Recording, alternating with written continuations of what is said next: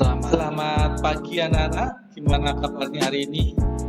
Sudah siap mengikuti pembelajaran daring hari ini? Sebelum mengikuti pembelajaran daring, Bapak sampaikan supaya kalian mempersiapkan alat tulis menulisnya untuk kalian menulis materi-materi yang penting dan juga untuk mengerjakan soal yang nanti akan Bapak berikan.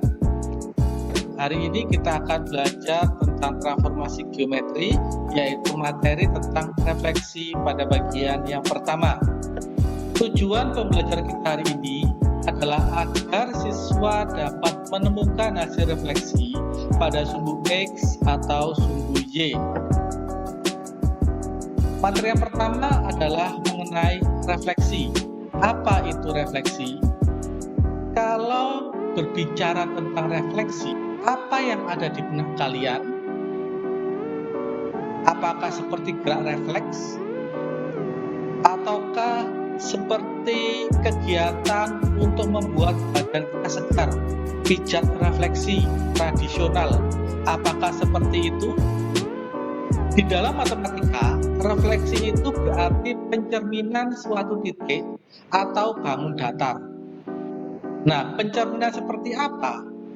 Ada pencerminan terhadap sumbu X dan sumbu Y. Untuk yang pertama adalah pencerminan atau refleksi pada sumbu X. Ada contoh soal, tentukan titik akhir atau bayangan hasil refleksi jika dicerminkan pada sumbu X atau sumbu yang berwarna merah. Di sini ada 5 titik, yaitu titik M, N, O, P, dan Q. Masing-masing terletak pada kuadran 1 sampai dengan kuadran 4. Bagaimana cara mencari refleksinya? Kalian lihat penjelasan berikut ini. Nah, untuk mencari refleksi pada sumbu X, yang kalian cari adalah jarak titik itu dengan reflektor atau cerminnya. Bapak ambil contoh titik M berjarak 2 satuan dari cerminnya atau sumbu X. Maka bayangannya juga harus berjarak yang sama dari cerminnya, yaitu 2 satuan. Sehingga kita bisa mencari koordinat bayangannya. Kemudian titik N berjarak 2 satuan dari cerminnya, maka bayangannya juga harus berjarak 2 satuan. Titik O berjarak 3 satuan dari cerminnya, maka bayangannya juga harus sama-sama berjarak 3 satuan. Begitu juga titik P dan Q, sehingga kita bisa menemukan koordinat bayangannya. Titik M, koordinat awalnya 2,2, bayangannya menjadi 2,-2. Titik N, koordinat awalnya 5,-2, bayangannya berubah menjadi 5,2. Titik O, 3,-3, bayangannya menjadi 3,3. Begitu juga P dan Q. Kita sudah menemukan bayangan masing-masing titik. Ini jika kita mencari bayangannya dengan menggunakan koordinat kartesius. Pak, apakah ada cara yang lain? Ada. Kita bisa mencari rumus untuk refleksi sumbu X. Titik awal M adalah 2,2, berubah menjadi 2,-2.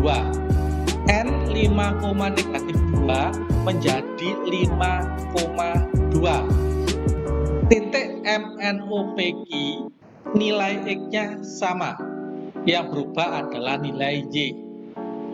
Jadi kesimpulannya adalah rumus refleksi pada sumbu X, titik awalnya A sama dengan X, Y, bayangannya atau A aksen menjadi X, Y.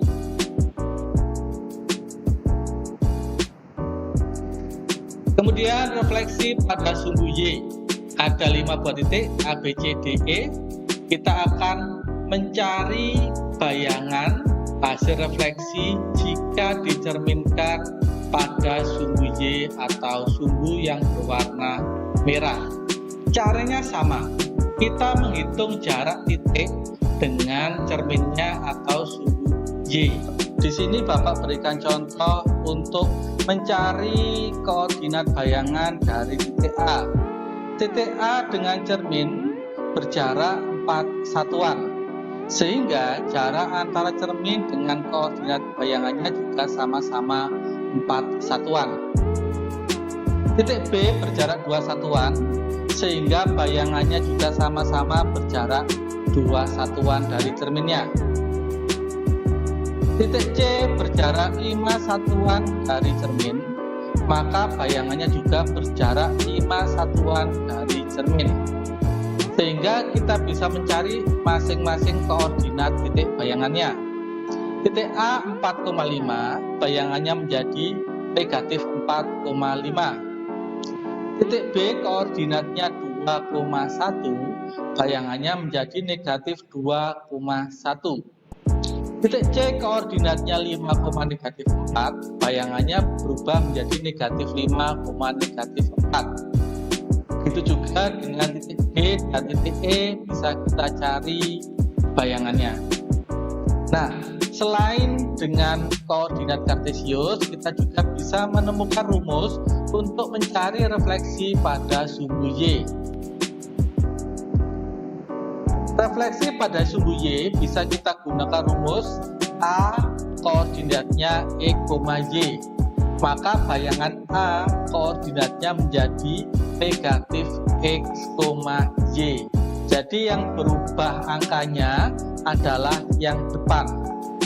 Demikian anak-anak materi kita untuk hari ini, refleksi pada bagian yang pertama.